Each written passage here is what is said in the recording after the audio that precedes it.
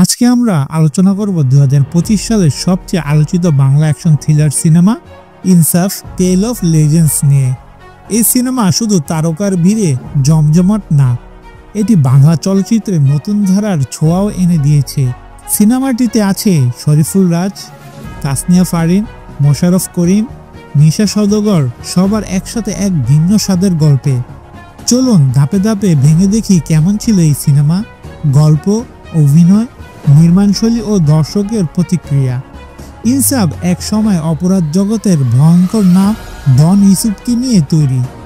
এক সময় যে মানুষ ছিল সমাজের ভয়, এখন সে পরিচিত লাবু মাস্টার নামে এক নিঃশব্দ সাধারণ জীবনযাপনকারী মানুষ।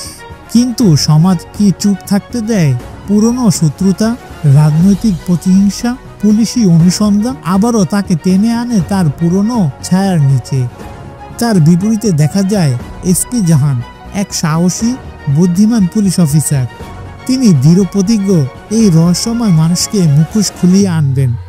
গল্প যত আগায় আমরা দেখি এক গভীর রূপান্তরের কাহিনী। এক ব্যক্তি কিভাবে অপরাধ থেকে অনুতাপের পথে এসেছে এবং সমাজ তাকে কি গ্রহণ করতে পারে।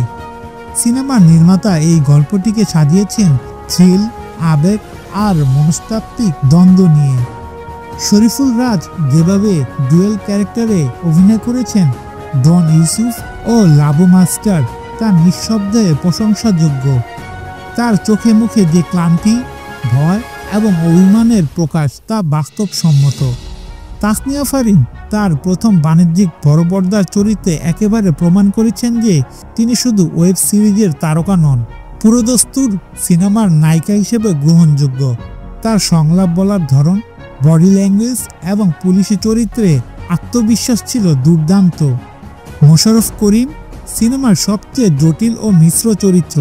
তিনি শুধু খলনায়ক নন, এক ধরনের রাজনৈতিক প্রতীক। শামসের চরিত্রে তার সংলাপ বলার কৌশল, বন্দুকের মতো হুমকি এবং চোখের ভয়ের অভিব্যক্তি দর্শককে গা শিউরে তোলে। নিশা সওদাগর, তিনি ছিলেন তার ক্লাসিক ডন মুডে। এই চরিত্র তাকে মানায় এবং তিনি এতে ছিলেন যথারীতি জমজমাট। চঞ্চল চৌধুরী, তিনি ছিলেন ক্লাইম্যাক্সে মাত্র 5 মিনিটেই স্ক্রিনে চমক ছড়িয়ে দিয়েছেন। ইনসাফ শুধু অপরাধ বা প্রতিশোধের গল্প নয়, এটি এক ব্যক্তির রিডেমশন আর অপরাধ জগৎ থেকে আত্মত্যাগের পথে যাত্রা। সিনেমাটি তুলে ধরে সমাজের বিচার ব্যবস্থার ফাঁকফোকর, রাজনৈতিক ক্ষমতার অপব্যবহার এবং আইন শৃঙ্খলা রক্ষাকারী বাহিনীর সীমাবদ্ধতা। এছাড়াও এটি প্রশ্ন তোলে, এক অপরাধী যদি সত্যি অনুতপ্ত হয় এবং পরিবর্তন আনে, সমাজ কি তাকে ক্ষমা করতে পারে?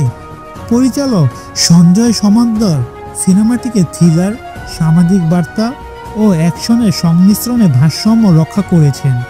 গল্পটি ফ্ল্যাশব্যাক ও বর্তমান সময়ের মাঝে দোল খায় এবং তা দর্শকের কৌতূহল ধরে রাখে।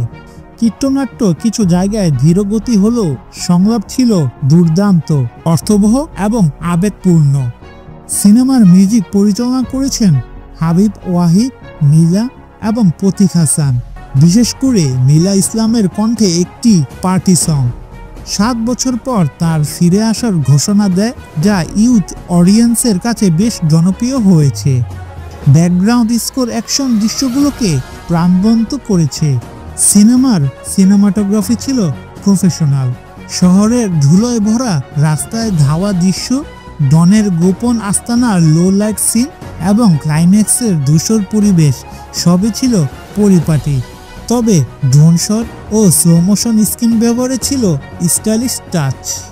দর্শকরা সিনেমাটিকে সমর্থন করেছে, বিশেষ করে যারা ক্লাসিক অ্যাকশন এবং বাস্তবধর্মী গল্প পছন্দ করেন। তারা প্রশংসা করেছেন ইউসুফ চরিত্রের দৈত্যতা, ফারিনের দৃঢ়তা ও মিশার আগ্রাসীরও। তবে কিছু দর্শক মনে করেছেন যে সিনেমার দ্বিতীয়ার্ধে গতি কিছুটা কমে যায় এবং কয়েকটি গান গল্পের গভীরতা থেকে বিচ্ছিন্ন লাগে। ইনসাফ বাংলা সিনেমার এক নতুন মাত্রা যোগ করেছে। এটি অ্যাকশন ও আবেগের মিশেলে এক ব্যতিক্রমী ফিল্ম, যা শুধু বিনোদন দেয় না, একটি প্রশ্ন তোলে, আসলে সত্যিকারের ইনসাফ কি? আপনি যদি এই সিনেমা দেখে থাকেন তাহলে নিচে কমেন্টে লিখে জানান আপনার প্রিয় চরিত্র কে। ইউসুফ নাকি এসপি জাহান? ভিডিওটি ভালো লাগলে লাইক, কমেন্ট ও সাবস্ক্রাইব করতে ভুলবেন না, কারণ আপনাদের সহযোগিতাই আমাদেরকে সামনে এগিয়ে নিয়ে যেতে সাহায্য করবে।